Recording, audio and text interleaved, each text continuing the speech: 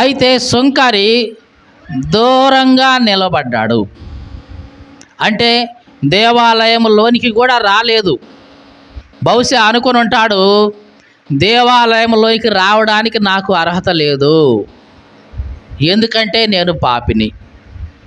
దేవాలయం లోపలికి వచ్చే అర్హత కూడా నాకు లేదు అని బహుశా అనుకొని ఉంటాడు. అనుకొని దూరంగా నిలబడి ప్రార్థన చేస్తున్నాడు. ఏమని? దూరంగా నిలబడి ఆకాశం వైపు కన్నులెత్తుటకైనను ధైర్యం చాలక రొమ్ము కొట్టుకుంటూ, దేవా, పాపిని నన్ను కరుణించు. చూడండి, పరిసయుడు ఎన్ని మాటలు పలికాడు, ఎన్నో చదువుకుండా పోయాడు. వాటిలో తాను తగ్గించుకున్న మాట కానీ ఒక్కటి ఉందా అంటే ఒక్కటి లేదు. కానీ ఈ సుంకరి ఎన్ని మాటలు పలికాడు? దేవా, పాపినే నన్ను కరుణించు, ఈ ఒక్క మాటే పలికాడు. దేవుడు ఇద్దరి హృదయాలను చూశాడు. ఒకవైపు పరిసయుడు హెచ్చించుకున్నాడు, మరోవైపు సుంకరి చూస్తే తాను తగ్గించుకొని కనీసం ఆకాశం వైపు ఎత్తడానికి కూడా, కళ్ళు ఎత్తడానికి కూడా ధైర్యం చాల. ఎందుకంటే ఆకాశం దేవుని సింహాసనం, భూమి ఆయన పాదపీఠం. కాబట్టి ఎక్కడ ఆయన సింహాసనం వైపు చూస్తానో భయమయ్యి తాను తగ్గించుకొని ధైర్యం చాలక రొమ్ము కొట్టుకుంటూ, దేవా, నేను పాపినయ్యా, నన్ను కరుణించు అని పలికాడు. దేవుడు ఇద్దరిని చూశాడు. సుంకరిని నీతిమంతునిగా తీర్చి పంపించేశాడు. మరి పరిసయుడు నీతిమంతుడిగా తీర్చబడలేదు. చాలా జాగ్రత్తగా చూడండి. నిజంగా నువ్వు పరలోక రాజ్యం చేరాలంటే దేవుని చేత నీతిమంతుడవు అని తీర్పు తీర్చబడాలి. అప్పుడే నీవు పరలోకంలో ఉంటావు. మీకు అర్థమైందా ఈ మాట? నీవు జీవించిన జీవిత కాలాన్ని బట్టి సింహాసనం మీద దేవుడు కూర్చున్నప్పుడు, ఆయన నీ జీవితాన్ని మొత్తాన్ని చూసినప్పుడు, ఇదిగో ఈ వ్యక్తి నీతిమంతుడు అని ఎప్పుడైతే చెప్తాడో అప్పుడే నువ్వు పరలోక రాజ్యంలోకి వెళ్తావు. ఎందుకంటే దేవుని వాక్యంలో ఉంది, నీతిమంతులు తమ తండ్రి రాజ్యంలో సూర్యుని వలె తేజరిల్లుదురు అని. దేవుని రాజ్యంలో ఎవరుంటారంట? చెప్పండి, ఎవరుంటారు? నీతిమంతులే ఉంటారు. ఆ నీతిమంతుడని చెప్పేది ఎవరు? మరి ఎవరు డిసైడ్ చేస్తారు? యేసుక్రీస్తే సింహాసనం మీద కూర్చొని నీ జీవితాన్ని బట్టి, ఇదిగో నీవు నీతిమంతుడివి అని డిక్లేర్ చేస్తే ఆ నీతిమంతులు పరలోక రాజ్యంలో ఉంటారు. మరి నీ జీవితాన్ని చూసినప్పుడు దేవుడు నిన్ను నీతిమంతుడని తీర్చలేదు అనుకో, మరి నువ్వెక్కడ ఉంటావు? చెప్పండి, ఎక్కడుంటావు? ఇప్పుడు వీళ్ళిద్దరిని చూద్దాం.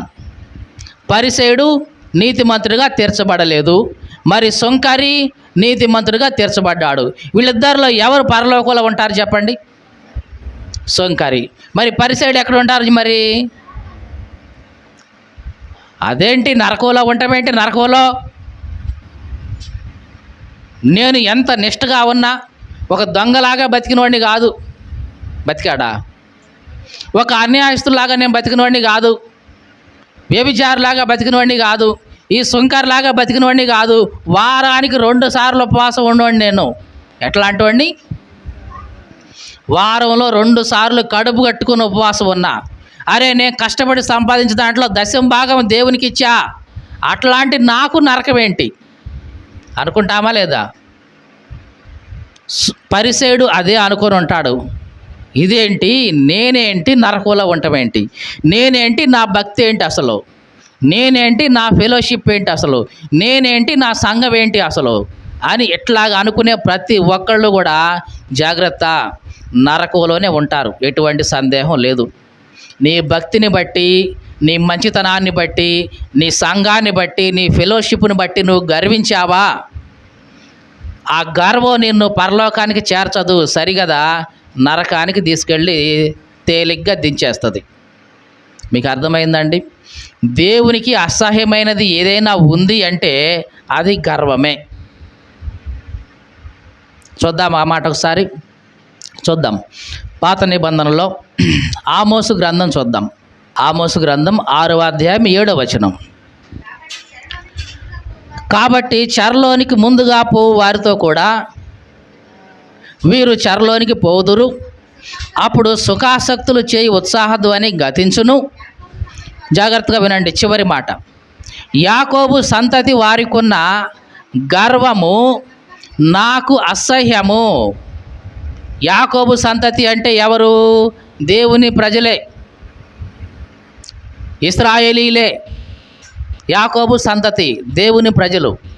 యాకోబు సంతతి వారికి ఉన్న గర్వం నాకు అసహ్యం. ఇది దేవుడు చెప్తున్న మాట. అంటే ఇశ్రాయేలులకు ఉన్న గర్వం గనక ఉంటే దాన్ని ఏం చేస్తాడు? దేవుడు అసహించుకుంటాడనమాట. ఈ దినాల్లో క్రైస్తవుడిగా, దేవుని బిడ్డగా, విశ్వాసిగా, సేవకుడిగా నీ జీవితంలో కూడా గర్వము అనేది కనపడితే గనక దేవుడు అసహించుకుంటాడు. జాగ్రత్త. ఆ గర్వం ఏ రూపులైనా ఉండొచ్చు.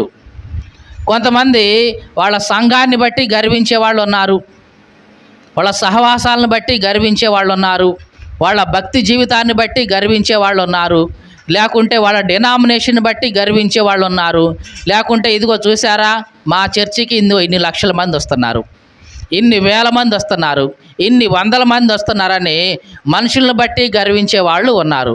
ఆ గర్వం ఏ రూపంలో ఉండని గాక, దేవుని బిడ్డగా నీకు గనక గర్వం ఉంటే అది దేవునికి అసహ్యం. మరి దేవునికి అసహ్యమైన నీవు పరలోకంలో ఉంటావా? మీరు ఆలోచించండి, చెప్పండి.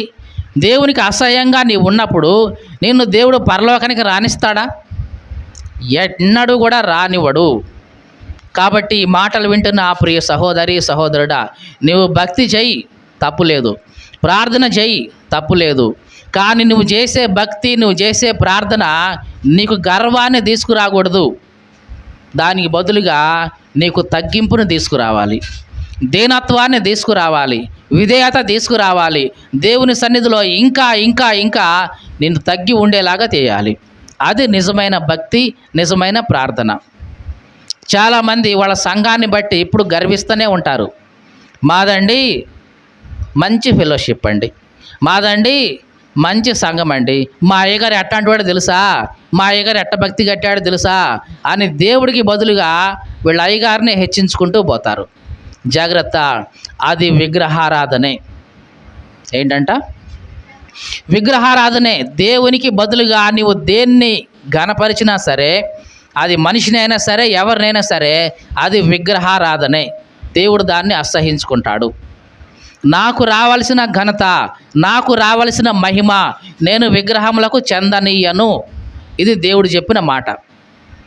కాబట్టి ఏ రకంగా ఎవరు నీవు హెచ్చించినా సరే అది విగ్రహారాధన చేసినట్లే. అది నీ సంఘ సేవకుని హెచ్చించినా అది విగ్రహమే.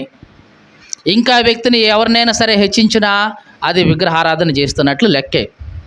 కాబట్టి ఇద్దరు మనుషుల్ని, ఈ పరిసయుడిని, ఈ సుంకర్ని దేవుడు మన ముందు పెడుతున్నాడు. ఈ మాటలు వింటున్న ఆ ప్రియ సహోదరి సహోదరుడా, మరి నువ్వు ఏ కోవకు చెందిన వాడివి? పరిసయుడిలాగా నీ భక్తిని బట్టి, నీ ప్రార్థన బట్టి, నీ సంఘాన్ని బట్టి, నీ సహవాసాన్ని బట్టి హెచ్చించుకుంటున్నావా? ఇదిగో పరిసయుడిలాగా నీవు కూడా నరకంలో ఉంటావు. లేదు, సుంకర్లాగా నువ్వు తగ్గించుకున్నావా? తప్పనిసరిగా నువ్వు నీతిమంతుడిగా తీర్చబడతావు, పరలోకంలో ఉంటావు.